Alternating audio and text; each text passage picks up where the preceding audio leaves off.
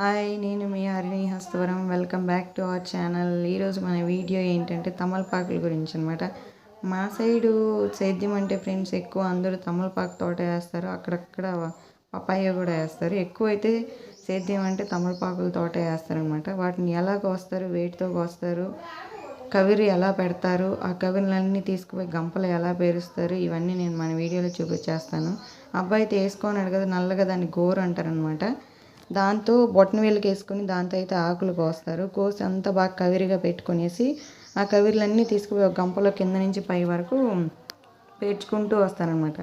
ఇలా చక్కగా ఒక పద్ధతిలో పేర్చుకోవడం వల్ల మనకి కౌంటింగ్ తెలుస్తుంది, ఎన్ని కవర్లు పెట్టాము, ఎన్ని ఆకులు, ఎన్ని కోసాము ఏంటిది అని. అండ్ నెక్స్ట్ వీటన్నిటిని తీసుకొని గంపలో పెట్టాలన్నమాట. ఆ గంపలో పెట్టుకునేదానికి తీసుకునేదానికి ఈజీగా ఉంటుంది. దీన్ని అయితే కవిరి అంటారు. ఇలాగ బాగా చక్కగా పద్ధతిలో కింద నుంచి పేర్చుకుంటూ వస్తారనమాట. ఇది ఫ్రెండ్స్ ఈరోజు మన వీడియో. మన వీడియోస్ నచ్చితే లైక్ చేసి, షేర్ చేసి మన ఛానల్ని సబ్స్క్రైబ్ చేయండి ఫ్రెండ్స్.